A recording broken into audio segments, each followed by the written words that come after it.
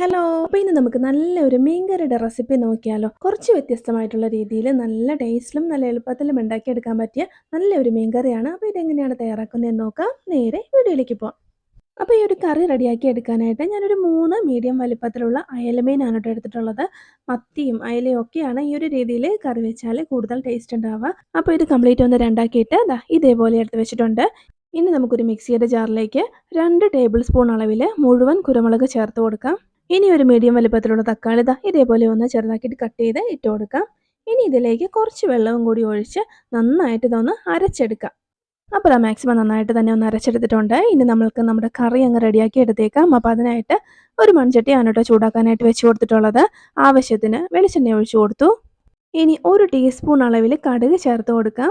കടുകൊക്കെ നന്നായിട്ടൊന്ന് പൊട്ടിക്കഴിയുമ്പോൾ ഇതിലേക്ക് ഒരു കഷ്ണം ഇഞ്ചി ഇതേപോലെ ഒന്ന് നീളത്തിൽ കട്ട് ചെയ്ത് വെച്ചിട്ടുള്ളതാണ് ഇട്ട് കൊടുക്കാം. കൂടെ തന്നെ ഒരു 2-3 അല്ലി വെളുത്തുള്ളി അതും കൂടി കട്ട് ചെയ്തിട്ട് കൊടുത്തു. 2 മിനിറ്റോളം ഒന്ന് ഇളക്കി കൊടുത്തിട്ടുണ്ട്. ഇനി നമുക്ക് ഇതിലേക്ക് 2 പച്ചമുളക് ഇതുപോലെ ഒന്ന് സ്ലൈസ് ചെയ്തതാണ് അതും കൂടി ഒന്ന് ഇട്ട് കൊടുത്ത് ചെറുതായിട്ടൊന്ന് വഴറ്റിയെടുക്കാം.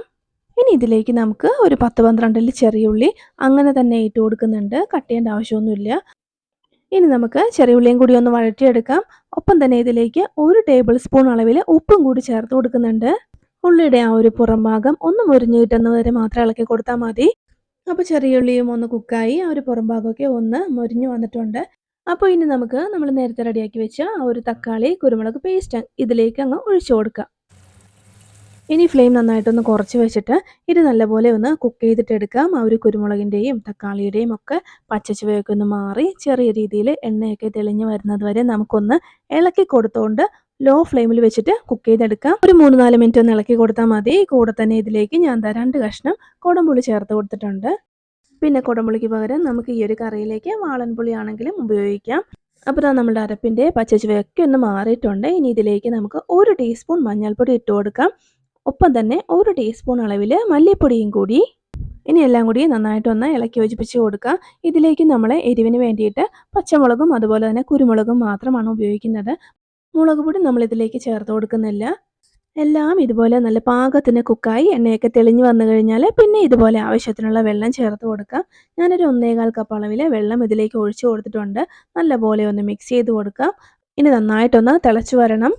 ഒരു 1-2 മിനിറ്റ് ഹൈ ഫ്ലെയിമിലിട്ട് ഇതുപോലെ തിളപ്പിക്കുക. അതിനുശേഷം നമുക്ക് ഇതിലേക്ക് മീൻ കഷ്ണങ്ങൾ ഇട്ട് കൊടുക്കാം. മീൻ കഷ്ണങ്ങളൊക്കെയും ചേർത്ത് കൊടുത്തിട്ടുണ്ട്. ഒരുപാട് വെള്ളമൊന്നും കൂടിപ്പോകരുത്. ഇതുപോലെ ആ ഒരു മീനും വെള്ളവും ഒരേപോലെ നിൽക്കുന്ന രീതിയിൽ മാത്രം നമുക്ക് വെള്ളം ഒഴിച്ച് കൊടുത്താൽ മതി. ഒത്തിരി വെള്ളം വെച്ച് കഴിഞ്ഞാൽ മീനൊക്കെ അങ്ങ് കിടന്ന് കുക്കായി വെന്ത് ഉടഞ്ഞ് ടേസ്റ്റൊക്കെ അങ്ങ് പോവും. ഇനി നല്ലപോലെ ഇതൊന്ന് തിളച്ച് വരട്ടെ. അപ്പോൾ നല്ലപോലെ നമ്മുടെ കറി ഒന്ന് തിളയ്ക്കുന്നുണ്ട്. ഇനി നമുക്ക് ഫ്ലെയിം ഒന്ന് കുറച്ച് വെച്ചിട്ട് ഇത് നന്നായിട്ടൊന്ന് വേവിച്ച് വറ്റിച്ചെടുക്കാം. ഇടയ്ക്ക് നമ്മൾ കഷ്ണങ്ങളൊന്നും ഉടഞ്ഞു പോകാത്ത രീതിയിൽ പതുക്കെ ഒന്ന് ചുറ്റിച്ച് കൊടുക്കുന്നുണ്ട്. അപ്പോൾ നമ്മളുടെ കറി നല്ല പാകത്തിന് വറ്റി വന്നിട്ടുണ്ട്. നല്ല ടേസ്റ്റുള്ള നല്ലൊരു സ്മെല്ലൊക്കെ ഉള്ളൊരു കറിയാണ്. ഇതുപോലെ വറ്റിക്കഴിഞ്ഞാൽ കുറച്ച് പച്ചവെളിച്ചെണ്ണ ഇതുപോലെ നമുക്കൊന്ന് ഒഴിച്ചു കൊടുക്കാം. എന്നിട്ട് കുറച്ച് കറിവേപ്പിലയും കൂടി ഇട്ട് കൊടുത്ത് ഫ്ലെയിം ഓഫ് ചെയ്യാം. ഈ ഒരു കറി ഇരിക്കും തോറും ഒന്നുകൂടി കുറുകി വരും. അതുപോലെ തന്നെ നല്ല ടേസ്റ്റൊക്കെയുള്ള നല്ല അടിപൊളി ഒരു കറിയാണ്. ഒരു തവണയെങ്കിലും ഇതുപോലൊരു കറി ഉണ്ടാക്കി കഴിക്കണം കേട്ടോ. നല്ല ടേസ്റ്റ് ആയിരിക്കും. എല്ലാവർക്കും ഉറപ്പായിട്ടും ഇഷ്ടപ്പെടും. നല്ല ചൂട് ചോറിൻ്റെ ഒപ്പം ഇതുപോലൊരു കറി ഉണ്ടെങ്കിൽ ആർക്കാണെങ്കിലും ഇഷ്ടപ്പെടാതിരിക്കുമോ? അപ്പോൾ അടുത്ത തവണ മത്തിയോ അയലയോ ഒക്കെ കിട്ടുമ്പോൾ ഇതുപോലെ ഒന്ന് ഉണ്ടാക്കി നോക്കാൻ മറക്കരുത്. അതുപോലെ തന്നെ നമ്മുടെ വീഡിയോ ഇഷ്ടപ്പെട്ടാൽ ഒന്ന് ലൈക്ക് ചെയ്യാനും നമ്മുടെ ചാനൽ ഒന്ന് സബ്സ്ക്രൈബ് ചെയ്ത് സപ്പോർട്ട് ചെയ്യാനും മറക്കരുത്.